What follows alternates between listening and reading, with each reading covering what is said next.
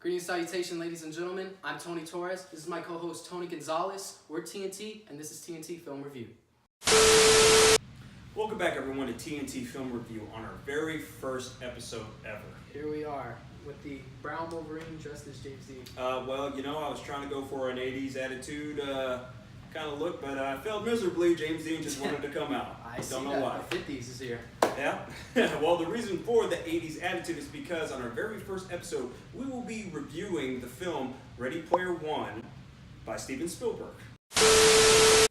Ready Player One is based on the 2011 novel by Ernest Cline set in the not-too-distant future where the world itself is indulged in a digital virtual reality world called the Oasis. Now, the Oasis was created by a Willy Wonka-type character who has passed on but has left challenges so that whoever wins and becomes the victor will one day run the Oasis, therefore running the world.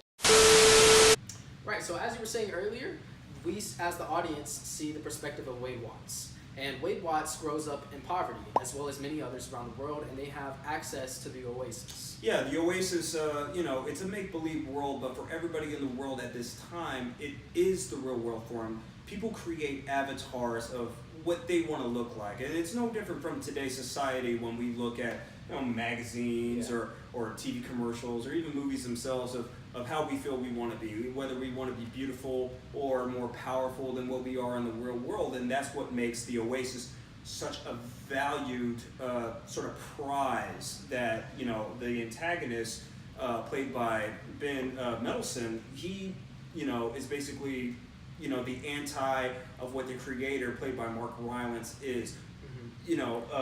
Corporate greed. Yeah, corporate greed, versus free enterprise, if you will.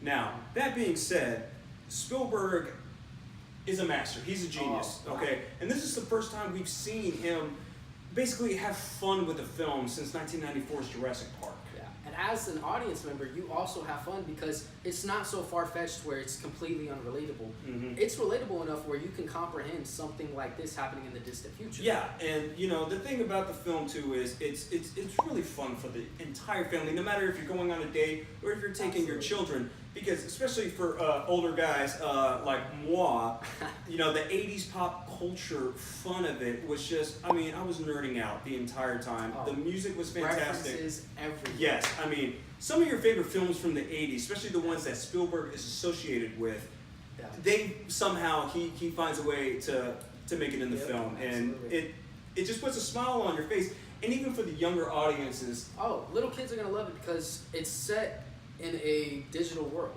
and little kids are fascinated with technology as well as people my own age. It's an amazing aesthetically to watch, but also it's just a great film because it covers all the bases. Yes.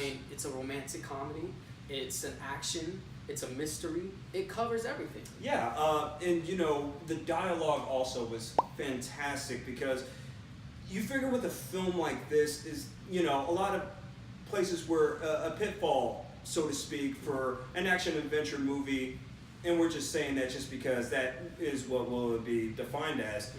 Sometimes the dialogue between the characters is it's very shallow. It's not very enriched.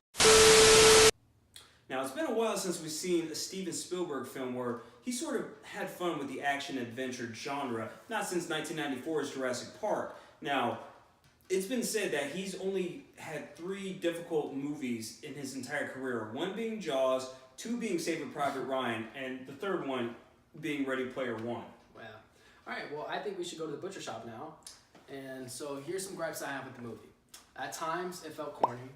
I felt like they picked the actors purely for voice acting. I just felt like whenever they were on camera, it wasn't as authentic and it didn't feel like a great acting performance. And so for that reasons, I love this film, but it had a point deduction just for those reasons alone.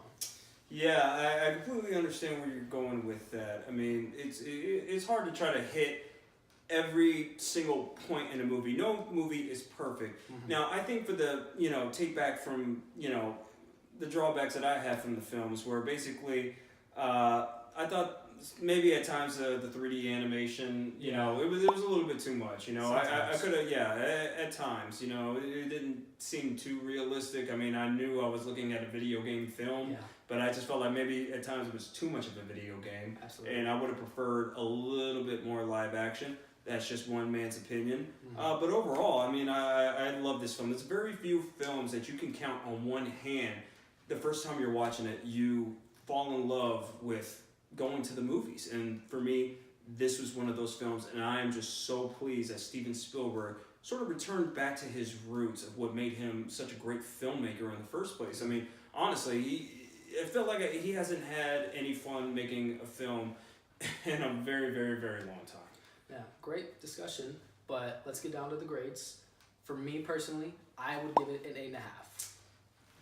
I also concur with my co-host grading. 8.5 feels right for this film because as fantastic as it is, and a lot of other people share the sentiment of it's probably the first great film of 2018, but it's not a perfect movie. So 8.5 is a solid, fair assessment on this movie. All right, well, there you have it. This is a TNT film review, and we gave it a 8.5. Well, that's going to be it for our very first episode of TNT Film Review. I think we did pretty well. I think so too. My co-host right here, Tony Torres.